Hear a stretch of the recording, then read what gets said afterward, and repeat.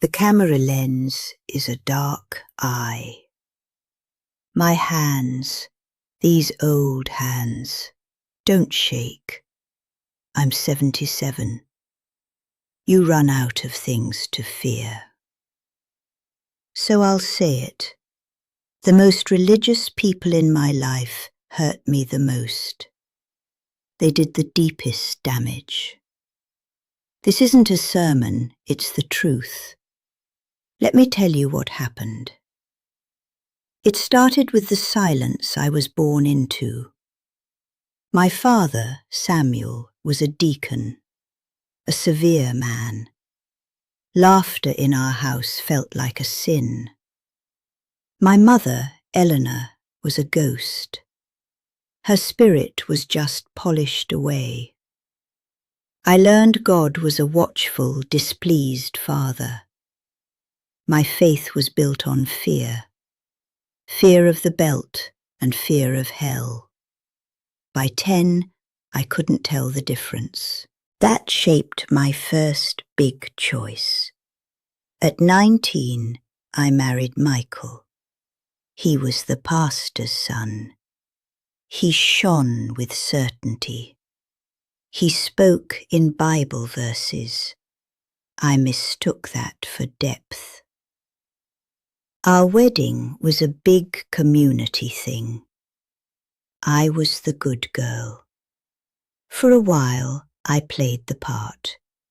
I baked the casseroles. But Michael's faith was a cage. He needed a prop, not a partner. My questions were rebellion. My wants were worldly. The first time he quoted Ephesians about wives submitting, his voice was soft. The 10th time, it was a hammer. The isolation got physical. The church was our whole world, and it became my prison. Friendships were watched. We are set apart, he'd say. I was so alone.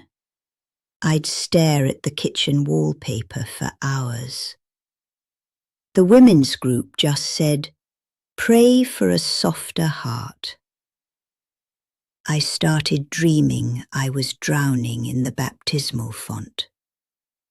The whole congregation sang as I sank. I was 24. The most religious people I knew were holding me under. Then a lifeline. His name was Eli. He ran the library. He was the first person in years who asked, "What do you think?" We talked about books, the sky. It wasn't passion, it was oxygen. He saw a person. We were careful, but in a small town, a glance is a tsunami. We were found out, not by a kiss, by a book of poetry left on the wrong shelf. The scandal blew up. Eli was fired. He left town. I never saw him again. The condemnation was total. Michael stood before the church council. He wasn't my defender. He was my accuser. He talked about his wounded leadership. The elders, men I'd fed, looked right through me. They called me Jezebel. They said I had a spirit of deception. My parents came. My father said I broke my covenant. My mother cried from shame. They put me in a discipling program. The pastor's wife came every day to pick apart my sins. The breaking point was quiet. The Tuesday. The pastor's wife was there with her purity workbook. My little girl Sarah was crying for me from her playpen. I went to get her. The woman put a hard hand on my arm.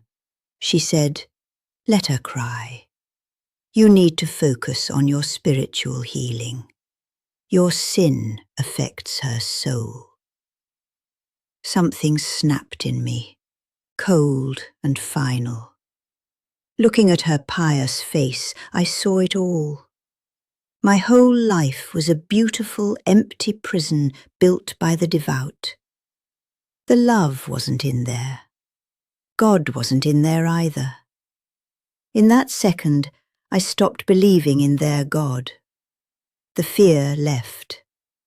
Only clean, cold fury remained. Leaving was a war. Michael fought the divorce for his ministry's sake. Lawyers. The church rallied around him, the wounded shepherd. I was the unstable one. My parents took his side. I lost everything. Friends, community, my identity. But I gained myself. The divorce was final on a grey October day. I walked out with Sarah and 2 suitcases. The silence was mine. It wasn't peaceful, but it was real. Rebuilding was hard. I worked a bad job. The loneliness was a weight. Sometimes I'd drive past a church and feel a phantom pain, like a missing limb. I didn't miss God. I missed belonging. I had to learn to trust my own mind, to decide things without a verse to guide me. It took years to stop flinching at a knock on the door. I raised my daughter on kindness, not fear.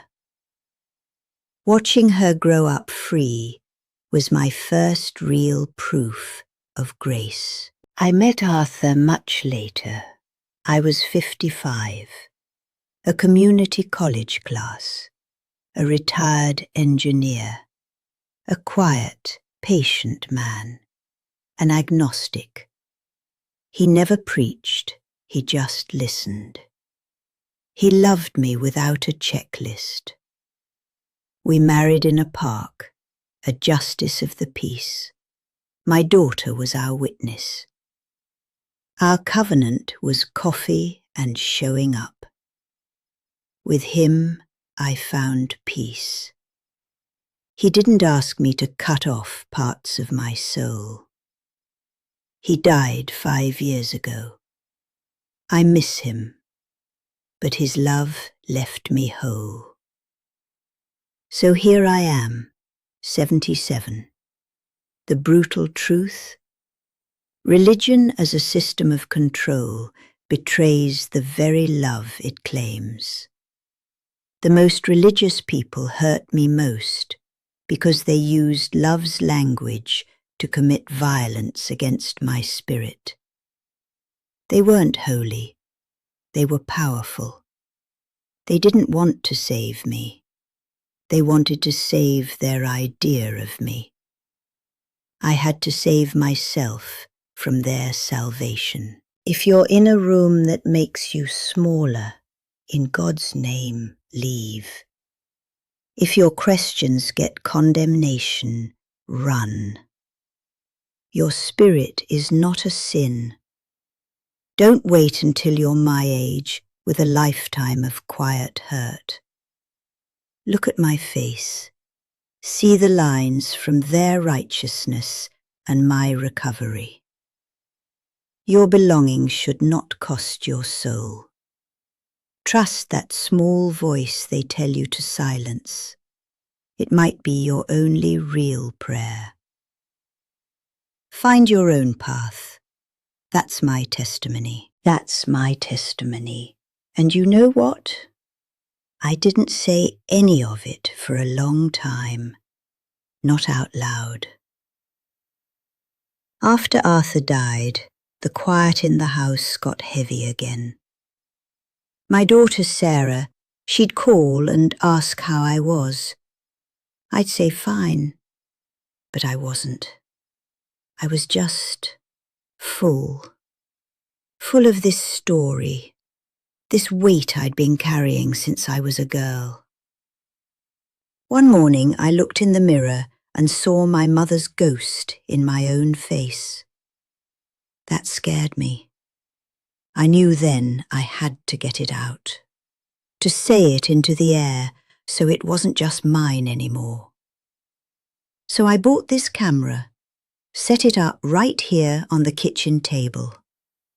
It felt foolish. Then I pressed record, and the words just started coming, like opening a valve. The first time I said, "The most religious people hurt me the most." My heart hammered. Old fear. But I kept talking, and it got easier. The truth doesn't get lighter when you share it, but it stops being a secret. And secrets are what they use to control us. And secrets are what they use to control us. The hardest part wasn't losing them. It was losing me.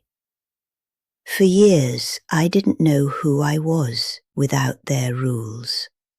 I was just an empty space where their opinions used to live. The cost was my own voice. I gave it away. I let them name my feelings for me. They called my loneliness a lack of faith. They called my anger a demon. And I believed them. That's the deepest wound. I helped them do it. I was complicit in my own erasure. The day I left, I stood on the sidewalk with Sarah. I looked back at that house. It was just a house.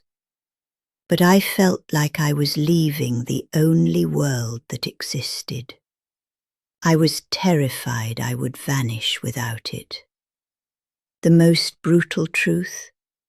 For a long time, I wished I had. It would have been easier to stay gone, to stay small. That's the poison. It makes you miss your own cage. That's the poison. It makes you miss your own cage. But here's what I learned, sitting here at 77. You don't have to miss it. You can walk out, and the world doesn't end. It just becomes real. The lesson wasn't that all faith is bad. The lesson was that any love, from a man, from a church, from a family, that asks you to disappear to earn it, isn't love. It's ownership. I was wrong to think my value was something Michael or my father or that council could give or take away. It never was. I should have listened to that small, cold snap inside me years earlier. That was my soul refusing to die. Love, real love, doesn't require your silence. Arthur taught me that. He never once quoted a verse at me. He just made the coffee and held my hand when I had bad dreams about the past. That was the devotion I'd been starving for. It was quiet. It was ordinary. It asked nothing but my presence. That's what love really requires. Showing up as you are. So my advice, especially if you're my age, is this. Stop performing. Just be. You've spent a lifetime maybe playing a role. The good wife, the faithful member, the quiet supporter. It's exhausting. Look at what it cost you. Look at the dreams you folded up and put away because they didn't fit the script. It's not too late to unfold them. Maybe not all the way, but a little. Tell someone your real opinion. Pick up that thing you loved before you were told it was frivolous. For me, it was going back to school, just for a history class. It was terrifying. My hands shook on the first day, but I did it. Don't make my mistake of waiting for permission. You don't need it. Your life is your own. And if you're in a situation where the most religious or righteous people are the ones causing you pain, trust that pain. It's a signal. It's your spirit telling you the architecture is wrong. You don't have to burn it all down. You can just step outside, breathe the air that isn't filtered through their judgment. It's still there. And there is hope. It's not a shiny, happy ever after hope. It's a quieter, sturdier thing. It's the hope that comes with a morning where you realize you haven't thought about their rules in a week. It's watching your child or your grandchild live without that shadow and knowing you broke the cycle. That's a legacy. It's the peace of a kitchen that's just a kitchen, not a place where you're being graded. My hope for you is a love that leaves you whole, like Arthur's did for me. It's the hope that you can look back, not with a burning anger, though that's valid too, but with a kind of clarity.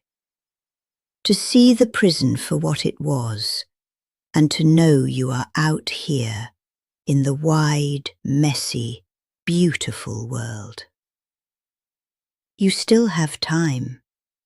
Maybe not decades, but now is enough. This moment where you decide you're done hiding is enough. I'm saying all this into this little camera because stories only have power if they're shared. Secrets fester, truths heal.